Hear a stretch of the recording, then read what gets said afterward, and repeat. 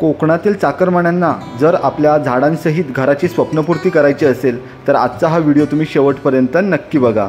इथे तुम्ही पाहू शकता, हा बघा, हा आहे 2 BHK बंगलो आणि हा आहे मेन हॉल, लिव्हिंग रूम आपण बोलू शकतो।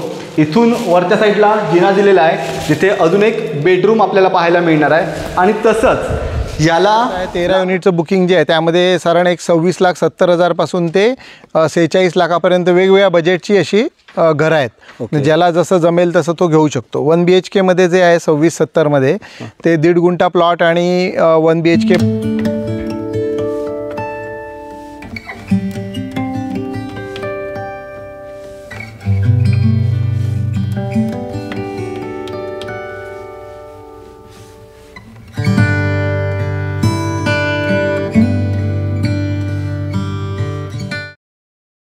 नमस्कार मित्र हो, मी ऋषभ संदीप तोडणकर आपल्या सर्वांचं पुन्हा एकदा आपल्या हक्काच्या यूट्यूब चॅनलमध्ये सहर्ष स्वागत करतो।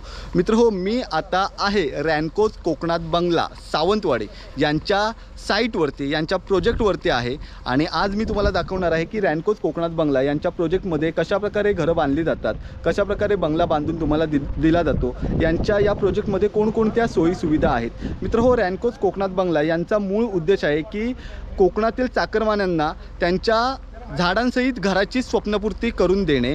म्हणजे जर एखाद्या आपले कोकणातील जे चाकरमानी असतात ते कामानिमित्त, व्यवसायानिमित्त बाहेर गेलेले असतात आणि त्यांच्या फॅमिलीमध्ये काही प्रॉब्लेम्स असतील किंवा जर त्यांची जागा जमीन वगैरे नसेल तर अशी लोकं आहेत ना गावात पुन्हा येण्यासाठी इच्छुक असतात। तर ह्या लोकांसाठी आहेत ना रॅनकोज कोकणात बंगला हे काम करत असतात आणि त्यांच्यामार्फत त्यांना त्यांच्या स्वप्नातलं घर, झाडांसहित स्वप्नातलं घर बांधून देत असतात आणि तसंच त्यांना परत पुन्हा एकदा गावात जर आपल्याला आपलं स्वतःचं घर पाहिजे असेल तर ते घेण्यास ते मदत करत असतात। तर ही सर्व माहिती यांच्या रॅनकोज कोकणात बंगला यांच्या प्रोजेक्टबद्दल हीच सर्व माहिती आज आम्ही तुम्हाला देणार आहोत। लास्ट टाइम पण मी या ठिकाणी आलो होतो आणि तुम्हाला या प्रोजेक्टबद्दल वगैरे सर्व माहिती दिली होती।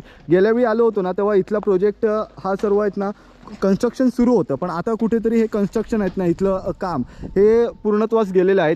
आता इथला हा सर्व बाजू आहेत ना या ठिकाणी बऱ्यापैकी आता कन्स्ट्रक्शन पुन्हा दुसरं कन्स्ट्रक्शन सुरू झालं आता आपण इथे पाहू शकतो। पण इथलं बाकीचं कन्स्ट्रक्शन आहेत ना ही बाजू किंवा ह्याच्या पलीकडच्या बाजूला हे कन्स्ट्रक्शन पूर्ण झालेलं आहे। तर ते कशा प्रकारे आहेत 1 BHK बंगलो, 2 BHK बंगलो, तर यांच्याबद्दल सुद्धा मी तुम्हाला माहिती देणार आहे। आणि त्याचप्रमाणे जर तुम्हाला संपर्क करायचा असेल तर या ठिकाणी तुम्ही दिलेल्या स्क्रीनवरती तुम्ही संपर्क साधू शकता। यांचा ॲड्रेस, इथला ॲड्रेस तसंच मुंबई ऑफिसचा ॲड्रेससुद्धा मी आहेत ना डिस्क्रिप्शन बॉक्समध्ये तसंच स्क्रीनवरती देत आहे।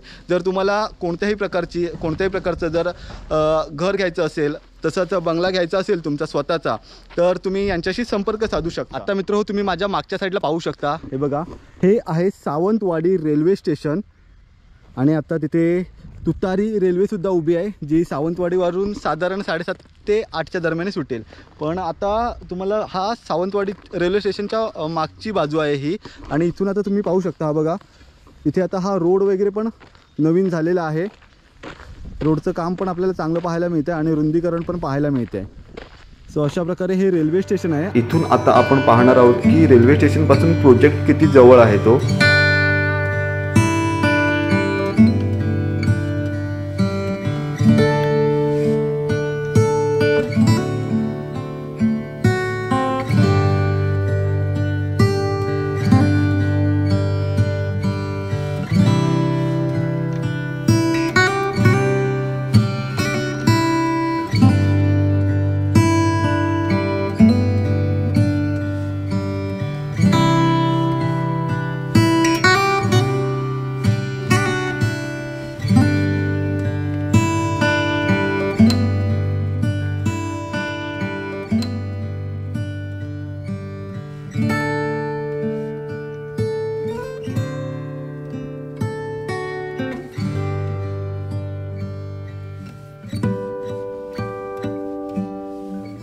आता मित्र हो, मी आहे सावंतवाडी रेल्वे स्टेशनवरती आणि इथून आपला प्रोजेक्ट एक साधारण कारने वगैरे जायचं म्हटलं तर एक 2 ते 3 मिनिटांच्या अंतरावरती आणि वॉकिंग डिस्टन्स साधारण 5 ते 10 मिनिटाच्या अंतरावरती आहे।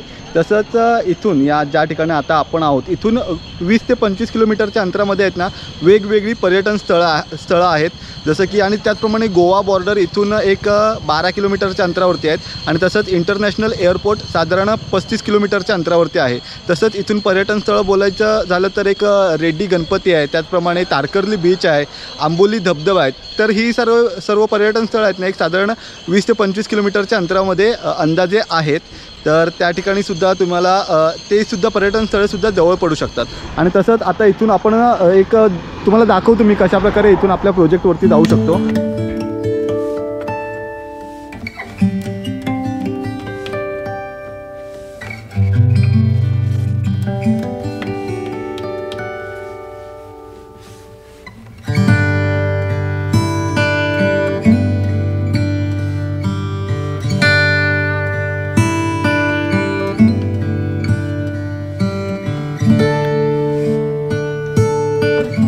तर मित्रो हे आहे रॅनकोज कोकणात बंगला यांचं ऑफिस.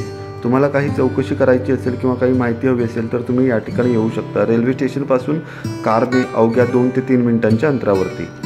तर मित्रहो या अगोदर आपण पाहिलं की रेल्वे स्टेशनवरून आपण आपल्या प्रोजेक्टपर्यंत कशा प्रकारे जाऊ शकतो तो रोड पाहिला. तर आता आपण पाहणार आहोत की जर तुम्ही बाय रोड आलात गाडी घेऊन वगैरे तर मुंबई गोवा महामार्गाच्या लगतच मळगाव आहे. तर या मळगावमध्ये आल्यानंतर मळगाव पेट्रोल पंपच्या जरा पुढे आल्यानंतर इथे शालू मंगल कार्यालय आहे.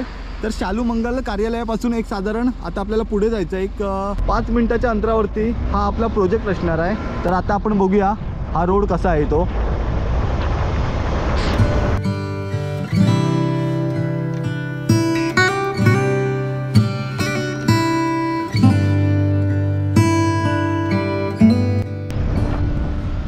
इथे आल्यानंतर इथून आपल्याला टर्न घ्यायचा. इथे आपल्याला आपला बॅनर दिसतोय रॅनकोज कोकणात बंगला.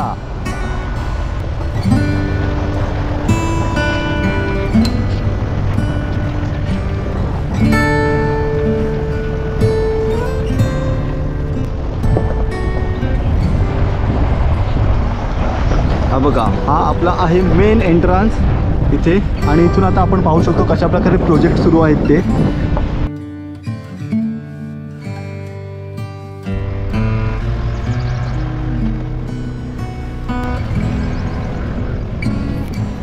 जर तुम्ही बाय रोड मुंबई गोवा महामार्गाने येणार असाल तर तुम्ही अशा प्रकारे रॅनकोज कोकणात बंगला यांच्या ऑफिसवरती सुद्धा येऊ शकता.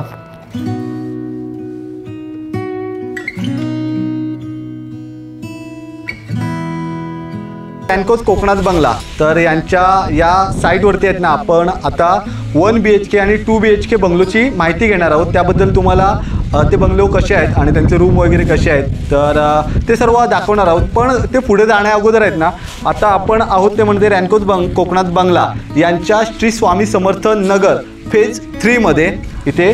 आणि तुम्हाला इथला परिसर कशा प्रकारे असतो ते साधारण मी दाखवतो. इथे आतमध्ये प्रवेश केल्यानंतर हा एक बंगलो आहे 1 BHKचा बंगलो आहे. ओके. आणि इथे आता या परिसरामध्ये इथे तुम्हाला हे बघा ही ठिबक सिंचनची वगैरे आहेत ना इथे सुविधा करून दिलेली आहे. हे बघा इथे हे झाडांच्या भोवती ठिबक सिंचनची सुद्धा सुविधा आपल्याला करून मिळते. हे बघा हे असं हे कडुलिंबाचं झाड आहे. ओके. तुम्ही हवं त्या प्रकारे तुम्हाला अजून त्याच्यामध्ये डेव्हलपसुद्धा करू शकता. त्यासाठी सर्व सुविधा इथे उपलब्ध आहेत. इथे आल्यानंतर हे बघा हे चाफ्याचं झाड आहे. मागच्या साईडला पेरूचं झाड आहे. ओके. हा आजूबाजूचा परिसर बघा कशा प्रकारे तुम्हाला मिळतो ते.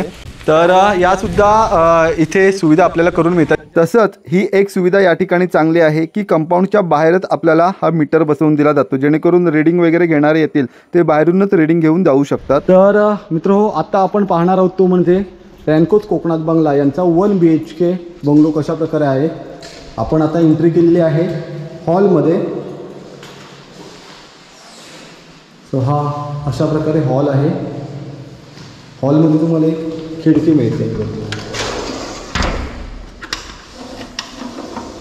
आणि खिडकीच्या बाहेरचा हा अशा प्रकारे व्ह्यू आहे. समोरच्या साईडला पण बंगलो आपल्याला पाहायला मिळतात. इथे आहेत ना बहुतेकशा बंगल्यांचं पोझिशन त्यांच्या मालकांनी घेतलेलं आहे.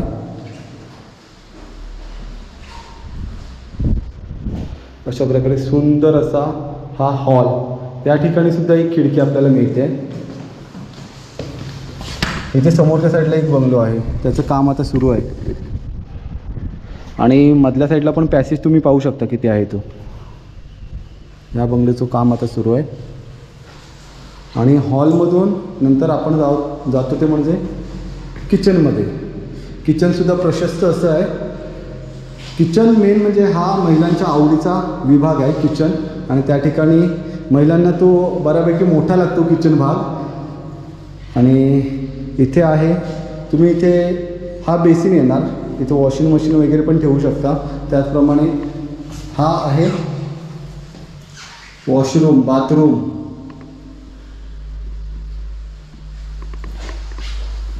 ओके, त्यानंतर ह्या साईडला आहे हे किचन. आणि ह्या सर्व गोष्टी आहेत ना, हे वास्तुशास्त्राप्रमाणे या ठिकाणी केलेले आहेत. किचन भाग आणि खाली ट्रॉली वगैरे तुम्हाला हवे त्या प्रकारे तुम्ही लावू शकता. इथे बेसिन आहे, बेसिनच्या समोर ही विंडो दिलेली आहे. त्यानंतर किचनमधून नंतर आता आपण आलो आहे ते म्हणजे बेडरूममध्ये. खूप सुंदर असा बेडरूम आहे. आणि यांचे कलर जे दिलेले आहेत ते पण खूप छान वाटत आहेत. पेंट असे कलर आहेत. आणि 500 स्क्वेअर फीटचा हा बंगला आहे. बॅक साईडला इथे हे त्यांच्या मालकांनी पोझिशन घेतलेलं आहे. हे बघा, इथे असे केळे वगैरे लावलेलं आहे, केळीचं झाड. त्या ठिकाणी माड आहे, कढीपत्त्याचं झाड आहे. तुम्हीसुद्धा अशा प्रकारे या झाडांची लागवड वगैरे करू शकता अजून हवं असेल तर तुम्हाला. त्यासाठी स्पेस खूप आहे.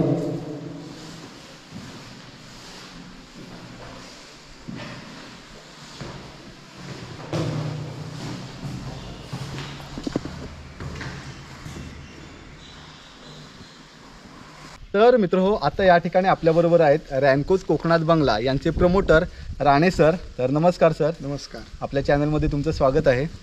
तर मित्रहो, आपण ज्यावेळी एखाद्या ठिकाणी घर घेत असतो किंवा बंगला घेत असतो, तर त्यावेळी सर सर्वजण मुख्य गोष्ट पाहतात ती म्हणजे पाण्याची. पाण्याचा खूप ठिकाणी प्रॉब्लेम असतो.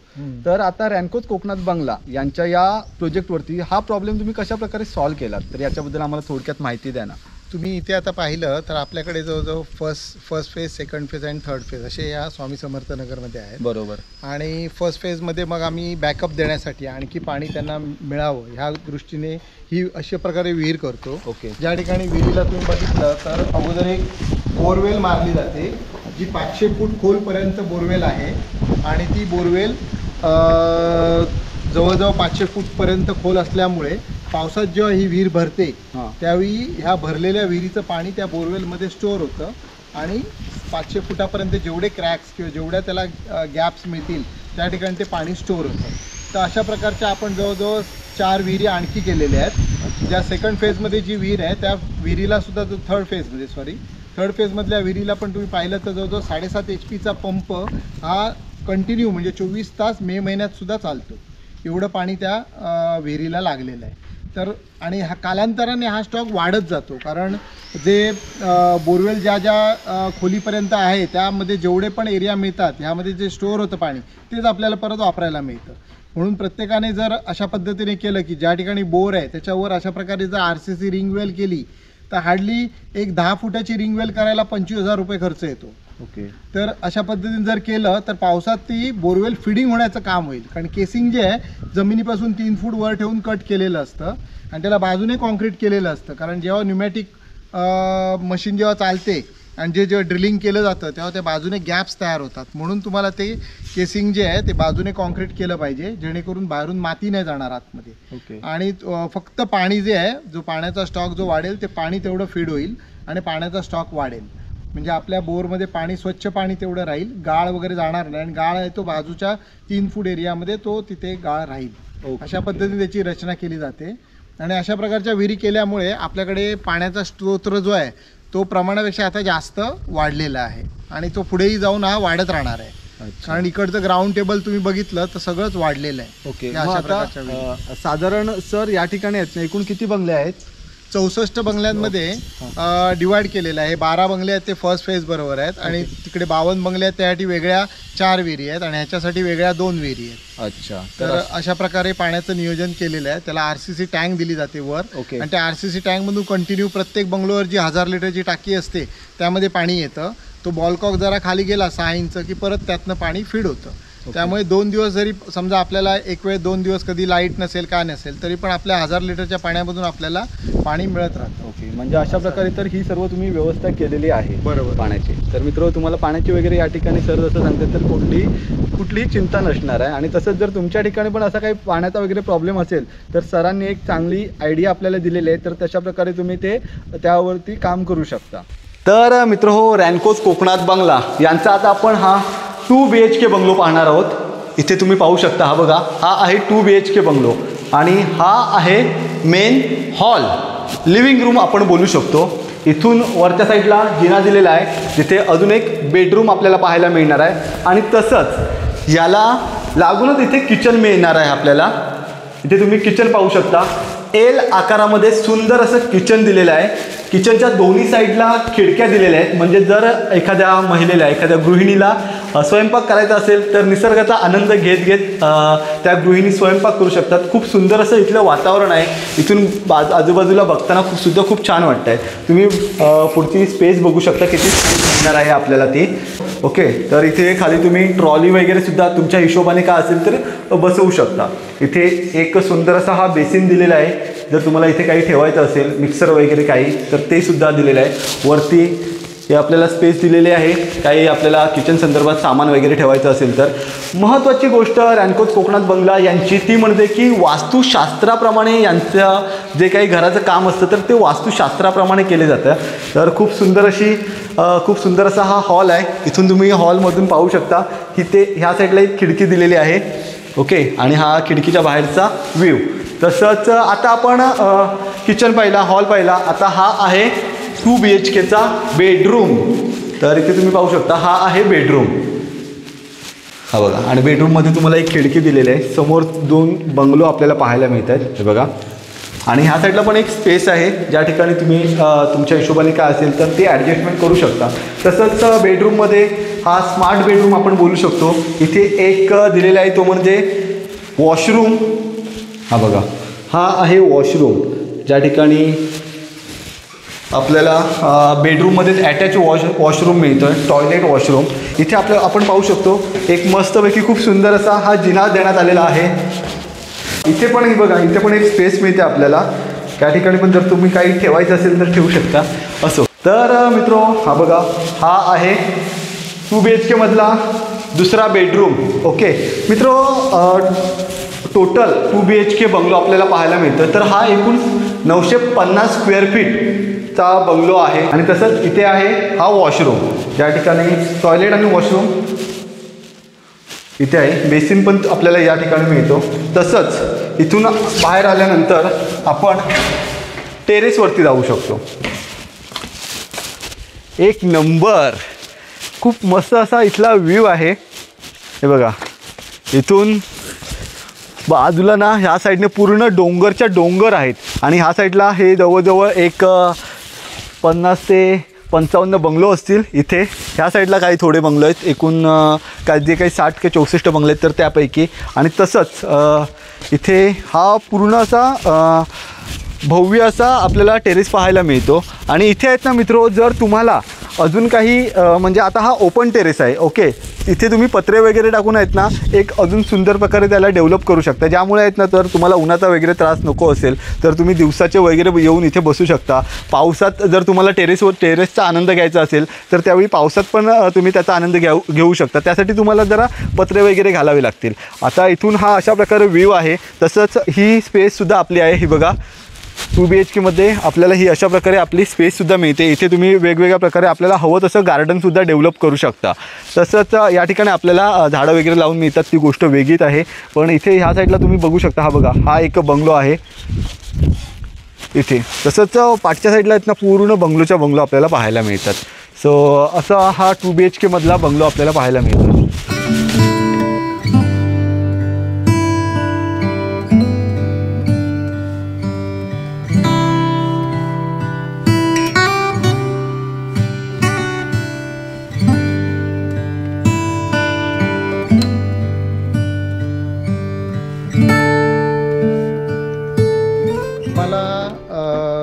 आता काही लोकांना बऱ्याचदा शंका असते की लिकेजचं वगैरे कसं असेल, पाण्याचं लिकेज, पाऊस आपल्याकडे कोकणात भरपूर पाऊस पडतो, तर लिकेजबद्दल काय करता तुम्ही?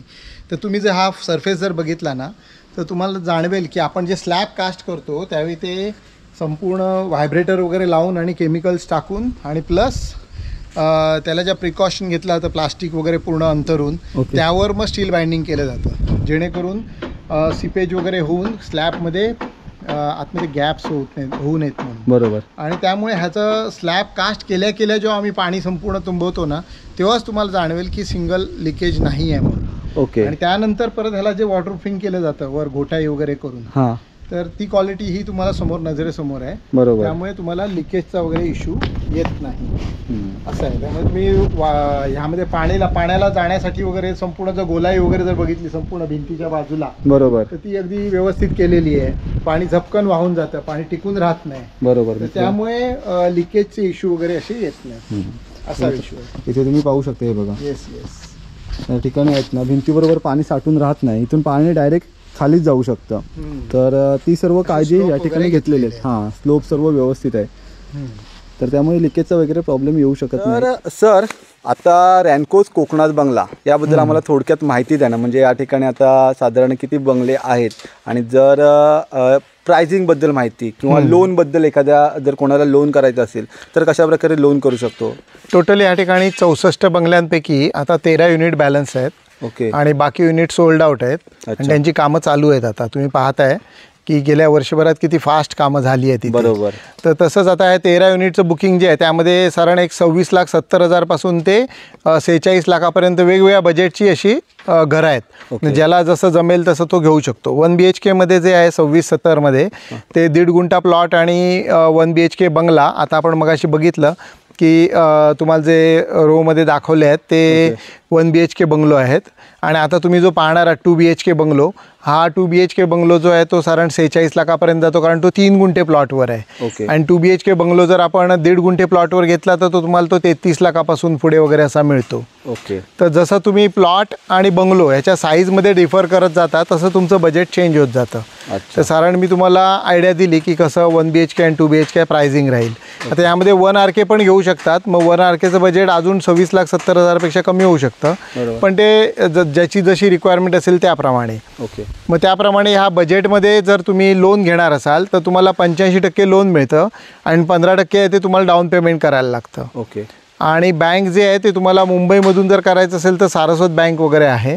आणि जर इकडे तुम्ही सावंतवाडीमधून लोन केलं तर तुम्हाला state bank, bank of India, bank of Maharashtra nationalise बँका आहेत. ओके. म्हणजे आणि जर एखाद्याला लोन करायचं असेल तर ती मग प्रोसेस करण्यासाठी तुम्ही काही मदत वगैरे तुमची? आम्ही मुंबईतून जी पण प्रपोजल सगळी करायची असतात ती आम्ही सगळी ईमेलवर त्यांची डॉक्युमेंट्स घेऊन, साधारण प्रोसेस अशी राहते की पहिल्यांदा बुकिंग अमाऊंट होते, 45,000 रुपये बुकिंग अमाऊंट आहे. त्या बुकिंग अमाऊंटनंतर तुम्हाला आम्ही तुमचे पेपर्स घेतो, सँक्शन मिळवतो बँकेकडनं, आणि बँकेकडनं सँक्शन आल्यानंतर मग आपण डाऊन पेमेंट घेतो. म्हणजे 15% रक्कममध्ये मग 45,000 वजा करून उरलेली रक्कम घेतो.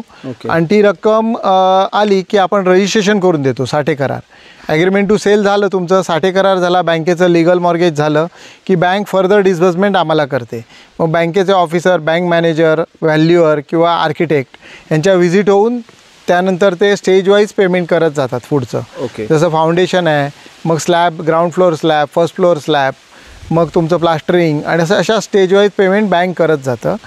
आणि मग फायनल तुम्हाला पोझिशन मिळतं. 1 BHK जो बंगला असतो त्याचं पोझिशन साधारण तुम्हाला 6 ते 8 महिन्यात मिळतं.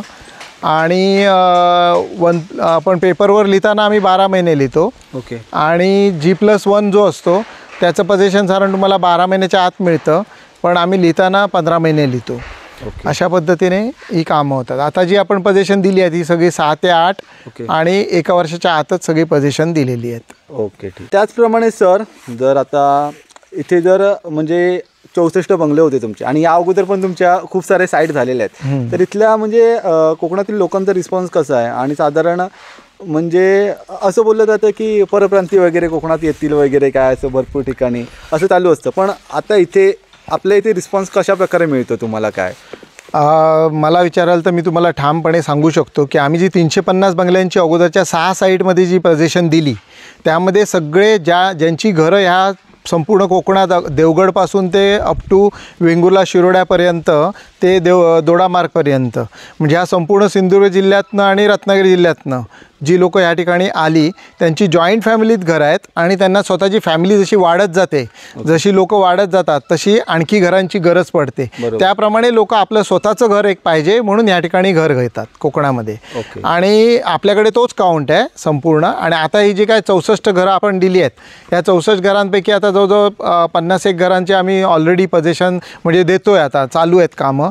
ती पण सगळी बुकिंग आहे, ती सगळी या ठिकाणी सिंधुदुर्गातलीच ज्यांची जॉईंट फॅमिलीत घरं आहेत आणि त्यांना चाकरमानी म्हणाल तुम्ही त्यांना, ते पुण्या, मुंबई आणि गोवा या ठिकाणी त्यांची व्यवसायानिमित्त गेलेले आहेत आणि त्यांना परत आपल्या गावाकडे यायचं आहे अशी लोकं सगळी या ठिकाणी घरं घेतात. म्हणजे आम्ही जवळजवळ ह्या ठिकाणी सावंतवाडी आणि ह्या सराउंडिंग भागामध्ये जवळजवळ 450 फॅमिलींना मुंबईहून किंवा इतर ठिकाणाहून गावाकडे परत आणलेलं आहे आणि ते या ठिकाणी मोठ्या प्रमाणात इन्व्हेस्टमेंट करत आहेत. अच्छा, तर ही गोष्ट चांगली आहे. म्हणजे खास करून चाकरमानांसाठी एक त्यांना डोक्यात धरून कुठेतरी हे काम पण सुरू असतं. आणखी एक मुद्दा तुम्ही म्हणालात त्याप्रमाणे असं आहे की तुम्ही म्हणता परप्रांतीय येऊन या ठिकाणी त्याचे कोणी जवळपासची लोकं तशी नाही आहेत आणि त्याला हे लोन घेऊन ही प्रॉपर्टी घ्यायची, तर आमच्याकडे तरी टक्का येत नाही परप्रांतीयांचा.